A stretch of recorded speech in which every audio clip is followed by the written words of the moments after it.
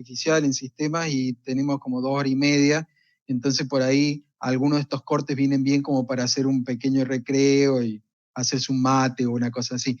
Pero bueno, acá no tiene mucho sentido, por eso es que yo los molesto tanto con la reconexión.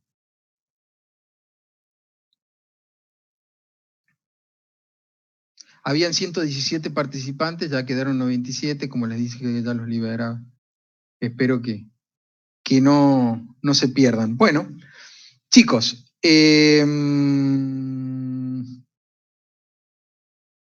cortito, porque como les dije, a las 3:30 yo pensaba liberarlos. Acá termina la clase, pero hay una parte que es la que quiero comentarles para hacer también foco ahí. Lo tienen desarrollado en una carilla o dos de la bibliografía y es muy fácil porque es un texto, lo leen y se entiende sin ningún problema. Pero se los comento. Como corolario de todo lo que hemos visto, yo quisiera en este punto agregar que cuando nosotros cometemos errores de redondeo y truncamiento, los errores se suman y la suma de estos errores se conocen como error numérico total. Por favor, si hay recursantes, sobre todo, y esto es muy importante, porque después va a haber confusión y me van a decir, pero usted dijo no. No confundan el error numérico total con el error global de un método. Error global ya lo vamos a estudiar más adelante. Error global, listo, ya está, bórrenselo de la cabeza. Estamos estudiando en este momento, estoy hablando del error numérico total. El error numérico total, ¿qué es? Si uno preguntara, ¿qué es el error numérico total? El error que surge de sumar el error de truncamiento con el error de redondeo. Nosotros identificamos los errores y los cuantificamos, es decir, planteamos fórmulas. Y dijimos que los errores debían poder minimizarse. Bueno, a esta altura, ¿cómo podemos minimizar los errores de redondeo? Aumentando la cantidad de cifras significativas, por ejemplo. Porque ya vimos, ustedes vieron en el práctico un ejercicio que cuando usaban una cantidad de cifras que era poquita y que era tal que ustedes tenían que redondear la cifra siguiente, o peor truncar, por ahí perdían un montón de cifras significativas y se le anulaba todo el ejercicio. Lo vieron eso en el práctico. Entonces, ¿cómo podemos minimizar esta influencia de los errores de redondeo? Bueno, aumentando la cifra significativa. ¿Y cómo se pueden disminuir o minimizar los errores de truncamiento? Disminuyendo el paso. Presten mucha atención y ténganlo presente, son preguntas. ¿Cómo minimizaría un error de redondeo? Aumentando la cifra significativa. ¿Cómo minimizar un error de truncamiento? Achicando el paso. Pero el problema es que el error de truncamiento y el error de redondeo son dependientes el uno del otro. A medida que el error de truncamiento disminuye, el error de redondeo aumenta y viceversa. Lamentablemente no se puede minimizar los dos al mismo tiempo. Desgraciadamente no. Ese es el gran problema. Entonces, determinar el tamaño apropiado del paso que nosotros tenemos que tomar para poder minimizar lo máximo que podamos el error de truncamiento y manejarnos con la suficiente cantidad de cifras significativas como para que el error de redondeo no sea muy alto y entonces eso no incremente el error numérico total, es muy difícil de lograr y es todo un desafío. En general, depende mucho de la experiencia y de la creatividad del ingeniero. No hay una fórmula para poder llegar a ese punto de equilibrio. No hay una manera así precisa que uno dice, bueno, calcula esto, esto y esto y vas a sacar el mínimo. No, es todo un arte. Hay algunas técnicas de minimización, pero es todo un arte y hay veces que hay que estudiar el problema en particular para determinar qué es lo que conviene achicar y dónde uno va a aceptar como error el error total, digamos, el error numérico total. Sin embargo, hay una serie de reglas que uno puede aplicar y que eso es lo que ustedes quisiera que les quedara muy en claro. Por ejemplo, en el práctico ustedes vieron que cuando restaron por ahí un número que se parecía mucho al otro, se anuló y a partir de ahí perdieron todas las cifras significativas que venían a continuación. Bueno, Una manera de evitar el problema de los errores es tratar de evitar, tanto como sea posible, restar cifras que sean muy parecidas. Ustedes van a decir, ¿pero cómo hago para evitar eso? Bueno, hay mucha matemática que uno puede aplicar que en algún momento se daba en el cálculo, en esta cátedra, pero está más allá del curso de realmente análisis numérico. Pero hay un montón de técnicas que se pueden aplicar para poder hacer las operaciones de otra forma y evitar restar cifras que sean muy parecidas una a la otra. Esa técnica tiene que ver, y como segunda regla, tratar de reordenar las operaciones aritméticas para que, porque créanme, no es lo mismo a veces multiplicar y dividir que dividir y multiplicar. A veces los errores se pueden minimizar si uno ordena mejor las operaciones. Hay algunas reglas para eso. Y otra cosa, otra forma que se puede hacer es usar la serie de Taylor, ya vimos esa fórmula de error para estimar de entrada cuál va a ser el error numérico total que yo voy a tener por hacer un entruncamiento determinado con tantas cifras significativas y tomar acciones para tratar de disminuirlo o por lo menos tener en cuenta ese error. Pero de estos dos errores que dijimos, de redondeo y de truncamiento, queda solamente el error inherente. ¿Se acuerdan eso? El error que era debido a equivocaciones por el operador, o errores a formulación del método, o la manera en que están capturados los datos, incertidumbre en los datos tomados. Bueno, esos errores que muchas veces no son menores y que generan a veces un montón de problemas en el cálculo, porque introducen sesgos o aumentan la incertidumbre, se pueden disminuir capacitando mejor al operador, con buenas prácticas de programación, llevando adelante algoritmos claros de programación, aumentando la eficiencia del método, eligiendo un método más eficiente, por ejemplo, o midiendo mejor un conjunto de datos. Bueno, chicos, ya pudimos entonces identificar, cuantificar y sabemos cómo minimizar los errores. Y sabemos a dónde aparecen estos errores y cómo trabajar con ellos. Con esto concluimos la unidad 1 en lo que a contenidos teóricos se refieren. El jueves que viene van a hacer ejercicios de estas cosas como para fijar estos conceptos y ya la próxima clase arrancaríamos con una nueva unidad. 15:30, relojito, tal cual, cuando dije acá se terminó. Los libero, muchísimas gracias por su participación y yo me quedo acá aprovechando que ya está abierta esta sesión de Zoom para todos aquellos que quieran hacer alguna consulta o algo que yo pueda ayudarles a despejar duda o lo que sea, como quien se queda después de clases. A ustedes, chicos, gracias por todo y por su participación.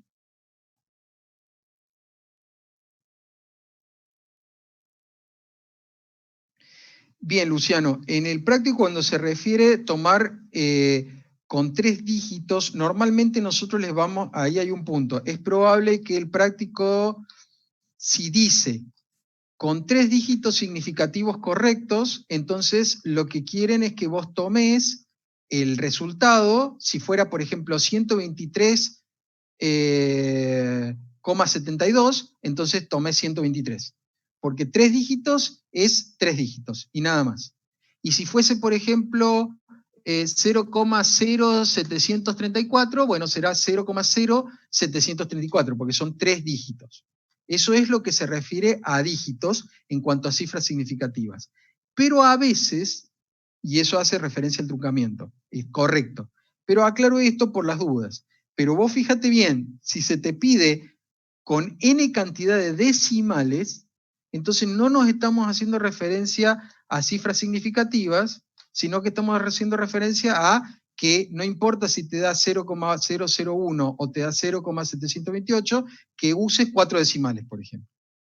Pero en lo que se refiere a dígitos significativos, tiene que aparecer la palabra significativa en algún lado, dígitos significativos, para que no haya duda, entonces se refiere obviamente a cifras significativas y a tomar, en un caso de truncamiento, por eso es por corte, tomar en un caso de truncamiento, si estás haciendo una aproximación, para poder tomar esas cifras significativas correctas. Y no redondear, porque acordate, si vos redondeás, como vos no sabés si la cifra que viene es buena o no es buena, podrías estar ensuciando la cifra buena, que por corte te estaría dando, en el caso de Scarborough, que ese número es bueno. ¿Se entiende, Luciano?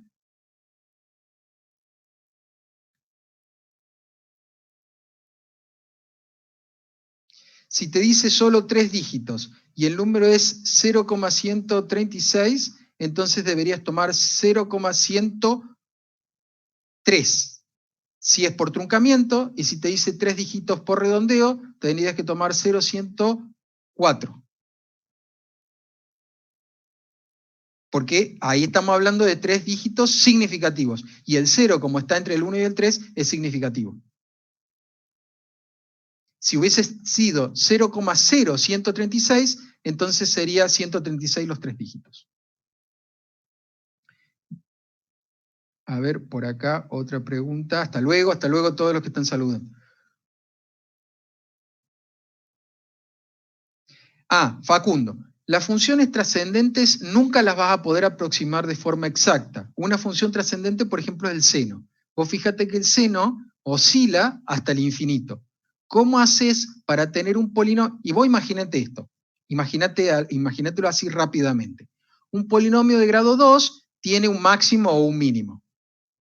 Un polinomio de grado 3 tiene un máximo y un mínimo. Un polinomio de grado 4 puede tener un máximo, un mínimo y un máximo. O sea, a medida que le vas agregando un grado de polinomio, es como que conseguís o bien un máximo o un mínimo extra. ¿Cómo harías vos para poder calcular todos los máximos y mínimos de una función seno? Y con infinitos términos. No se puede. Entonces, cuando las funciones son trascendentes, nunca vas a poder lograr una aproximación exacta. Solo vas a poder aproximar exactamente una función si querés aproximar un polinomio. Claro, porque un polinomio de grado 8 lo vas a poder aproximar con un Taylor de orden 8, lógico, de manera exacta. Pero las funciones trascendentes no. ¿Se entiende, Facundo?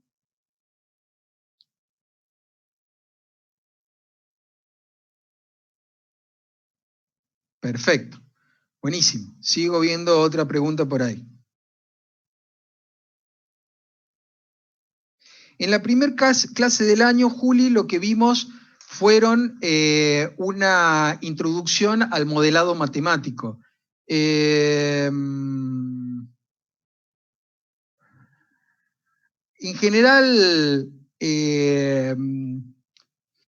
a ver, déjame abrir, ya que estamos en el aula virtual, porque creo que lo que subí, y para confirmarte, me parece que como doy otras materias, por ahí ya llega un momento que se me hace un lío. Creo que ahí están viendo el aula virtual. En lo que parte de presentación fue la primera clase.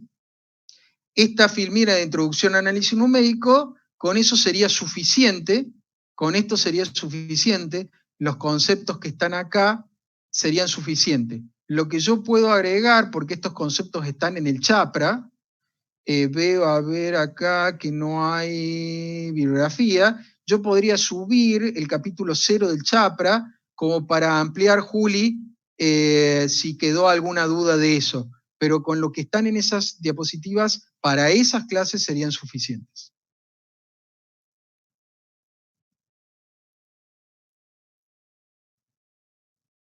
¿Sí, Juli?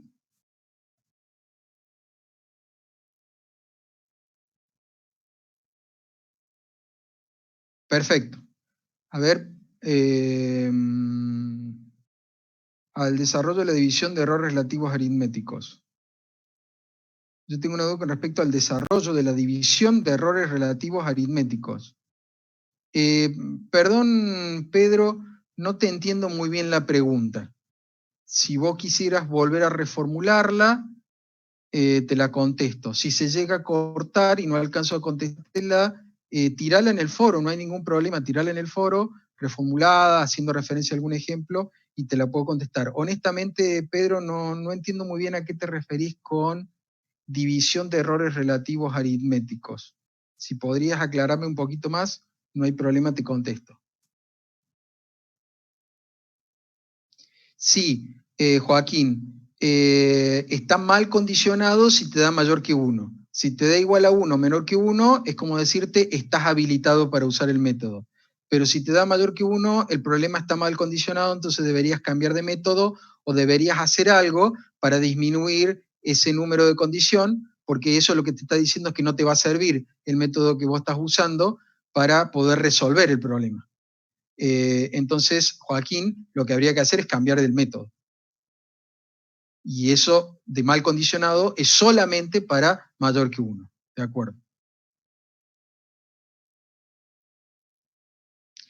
Bien, Bernardo. Yo tengo que agregar términos en la serie de Taylor hasta lograr un error de aproximación entre agregado y agregado de término que sea menor al criterio Scarborough. El criterio Scarborough me dice cuántas cifras correctas buenas quiero de un número. Entonces, si vos querés, por ejemplo, calcular el seno de 8,2, y vos sabés cuánto vale el seno de 30 grados, por ejemplo, entonces vos vas a hacer una aproximación de Taylor. Pero cuando vos quieras estimar el seno de 8,2, vos decís, yo lo quiero con 4 cifras significativas buenas, o sea que quiero que diga 0, y después de eso 4 cifras decimales buenas, o sea que me den valores reales. Entonces vas a sacar Scarborough. Y Scarborough te va a decir, bueno, entonces tenés que llegar a un error menor al 0,001%. Entonces cuando vos, en realidad 0,005% te debería decir Scarborough.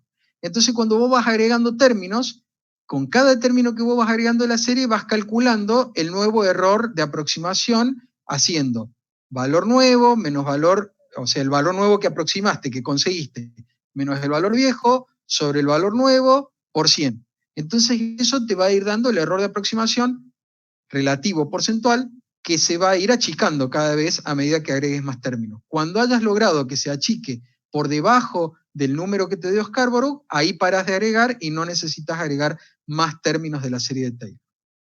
Esa va a ser la forma de trabajar en el práctico.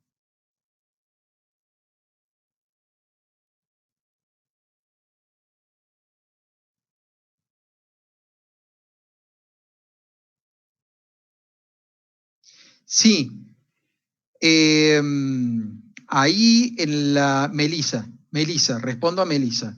En el apunte ese que le subimos están para que vean que uno podría directamente tener como una fórmula para calcular el error de una suma, el error de un producto, el error de un cociente, pero fíjense que si ustedes hacen las derivadas parciales con respecto a dos variables sumadas, o las derivadas parciales con respecto a dos variables multiplicadas o a dos variables divididas, les va a dar exactamente la misma fórmula esa que tienen ahí.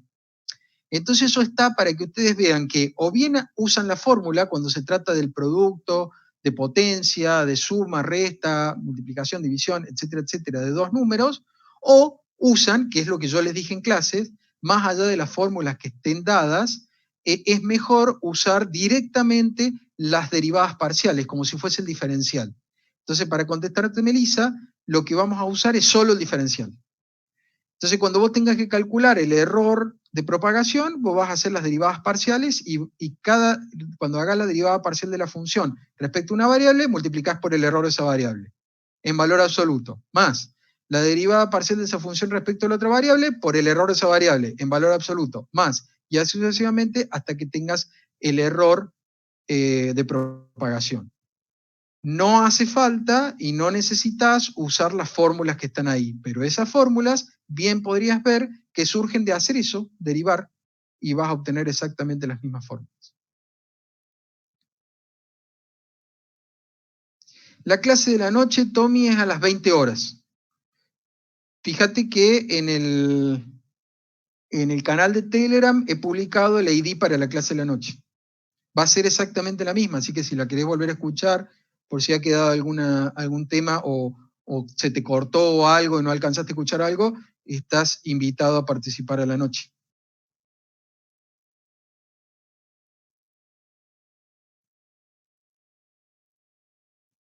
Tommy.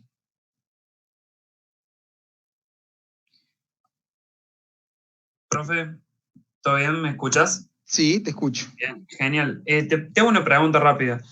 En el caso de que una de las preguntas de algún examen o algún parcial sea diferenciar el criterio de Scarborough, y diferenciar el polinomio de Taylor, para qué se utiliza cada uno y para qué, o sea, para qué se utiliza uno y el otro, ¿sería correcto decir que el criterio de Scarborough nos ayuda a encontrar el error en la cifra significativa y el polinomio de Taylor nos ayuda a qué? Pregunto. A ver, más o menos, la respuesta de Scarborough sería, Scarborough te permite establecer un criterio para que vos iteres agregando términos de la serie de Taylor hasta un determinado valor, hasta un determinado término que asegure que obtengas n cifras significativas correctas. O sea, Scarborough te garantiza de que vos vas a encontrar, agregando todos los términos que te haga falta, y Scarborough te va a decir, hasta ahí nomás. Scarborough te va a decir, vos agregá, hasta ahí. Entonces, Scarborough te dice, si vos agregás hasta ahí, estate seguro que vos vas a lograr obtener una aproximación con n cifras significativas correctas. Eso es lo que te dice Scarborough. Ahora, Taylor se usa como un método numérico de aproximación para justamente estimar el valor de una función con un error determinado. ¿Qué error? Y bueno, ese error lo podrías estimar previamente o podrías usar Scarborough para tener un control de ese error y detenerte en algún momento cuando alcances un error de aproximación menor que el criterio de Scarborough. Pero es como que son dos cosas. Scarborough te permite detener el proceso iterativo de Taylor en algún punto, garantizando n cifras significativas correctas. Y Taylor solo te permite aproximar una función. Nada, eso, aproximar una función. ¿Qué tan buena es la aproximación? Y depende de qué tan chico querés que sea el error, el residuo, depende de cuántos términos agregás, depende de qué tan cerca o tan lejos está el valor que vos querés aproximar del valor conocido. O sea, Taylor solo, pensalo como que es el método de aproximación. Scarborough es un criterio para poder controlar el proceso iterativo que te plantea Taylor para lograr una aproximación buena. Perfecto, gracias. Perfecto, buenísimo.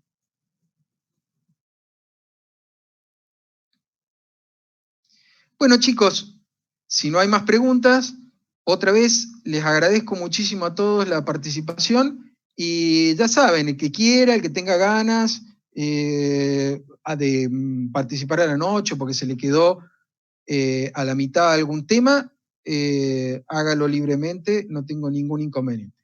Y nos estamos viendo, si Dios quiere, dentro de 15 días.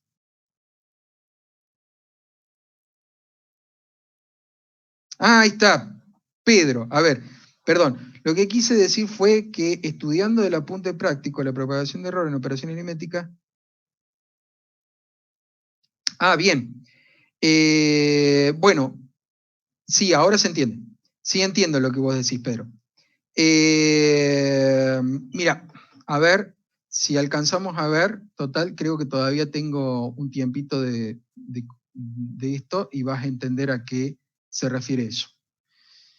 Suponete vos, lo que dice el apunte es esto, que yo tengo X e Y que tienen cada uno de ellos, esa es la operación que quiero hacer. Suponete vos que la operación, le voy a llamar S, que es la suma de X más Y. Esa es la operación que quiero hacer.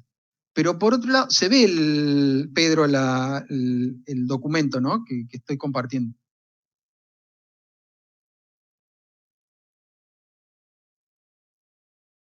Pero, ¿sí? Pero, ¿se ve?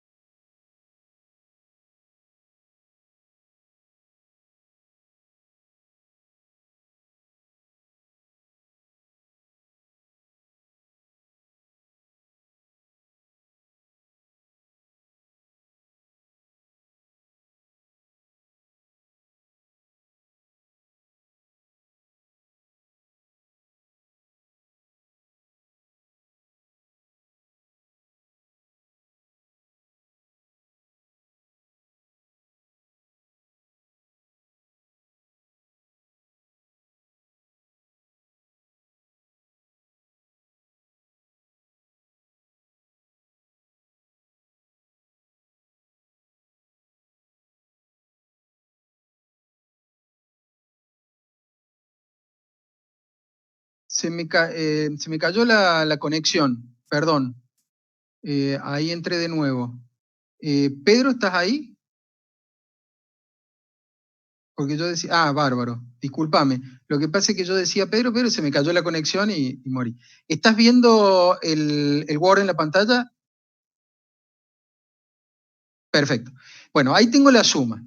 Entonces vamos a suponer de que X está sometido a un error que le vamos a llamar E sub X.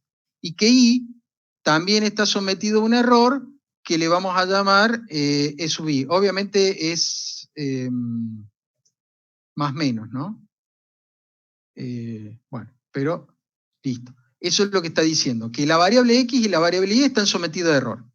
Vos fíjate que si yo agarro esto y lo derivo, hago la derivada parcial, para poder obtener el error de la suma, vamos a poner E sub S como para decir el error de la suma, el error de la suma es la derivada de X, que es 1, por el error de X.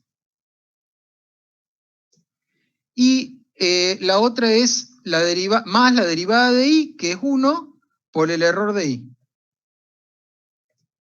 Entonces, veo que el error de la suma viene dado tan solo por el error de X más el error de Y. Eso es lo que está diciendo.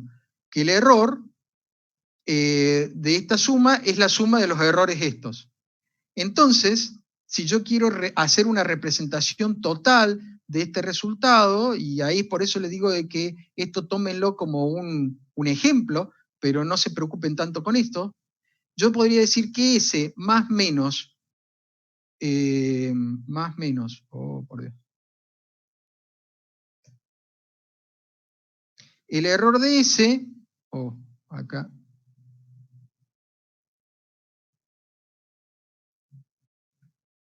Bueno, no sé por qué me quedó así, pero se entiende lo que quiero. A ver. Ahí está.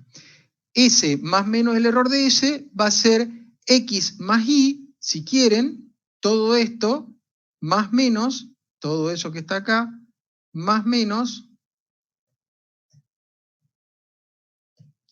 esto que dijimos acá, que es el error de X más el error de Y. Y vos podés después hacer propiedad distributiva y ver que el error de S no es más que X más el error de X más Y más el error de Y.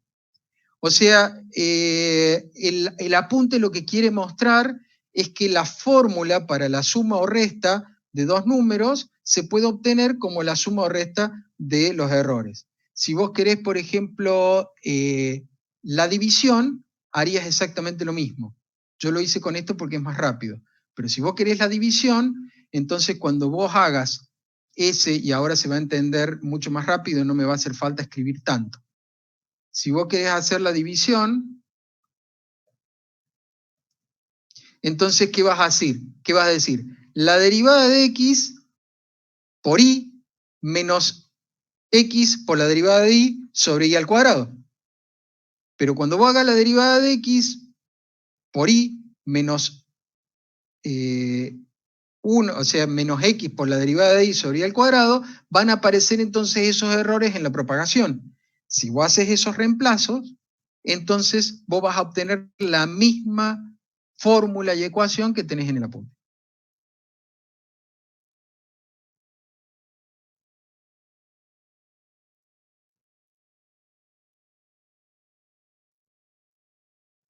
Bueno, este es el error absoluto. Este es el error absoluto. O sea, cuando vos haces el error de esto que te da acá es el error absoluto. Si yo quiero el error relativo de esto, yo tengo que dividir este error absoluto respecto del valor relativo. Entonces el error relativo de ese va a ser el error que yo tenía absoluto sobre el valor de ese.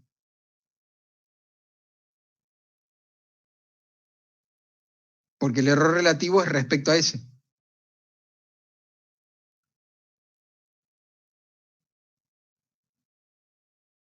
¿Se entiende ahí, Pedro?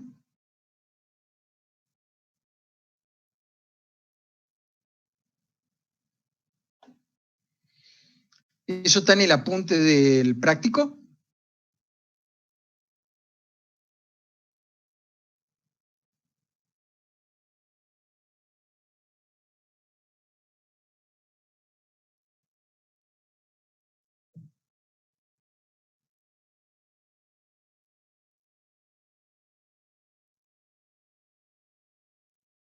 Fíjate vos que este es el error de la suma, por ejemplo, y acá está, esto es S, es X más Y, es lo que yo te decía S.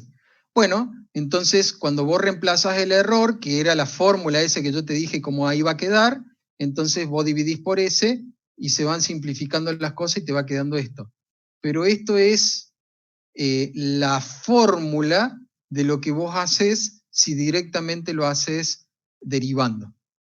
Pero se obtiene habiendo hecho el paso a paso que te mostraba recién en el Word y luego dividiendo por S. Entonces distribuyes el S para acá, reemplazas el error por lo que es, el error de cada una de las variables, porque este error que tenés acá, cuando haces este S más el error de S, entonces se te va a simplificar una parte, una X con la otra Y, y así sucesivamente, y es lo que te queda después como X medio sobre la suma, por el error sobre solamente X medio, más el Y medio sobre la suma por el error sobre Y medio. Pero esto sale de haber reemplazado el error este acá y dividir todo por eso. Y luego distribuir.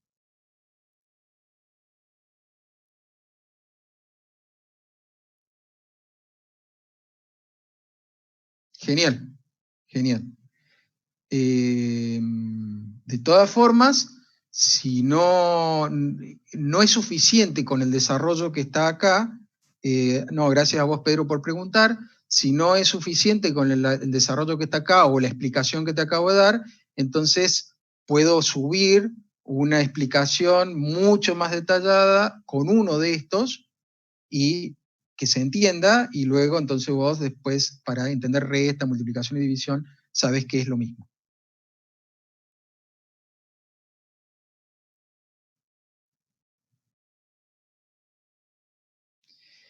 Sí, Melissa, o mejor, lo que vos podés hacer es decir que todo eso es A y hacer entonces la derivada respecto de X por el error de X más la derivada respecto de Z por el error de Z y listo. Ya con eso obtenés el error. Mucho más rápido, Melissa, si en lugar de aplicar esto, estas fórmulas paso a paso, haces las derivadas. ¿Se entiende? Bueno, Pedro, lo voy a hacer. Lo voy a hacer y voy a subir para la suma nada más. Y eso después se aplica para todo lo demás. Melissa, sí, te repito. Vos podrías agarrar y decir, bueno, hago el error de un producto y luego hago el error de una suma y luego hago el error de una resta.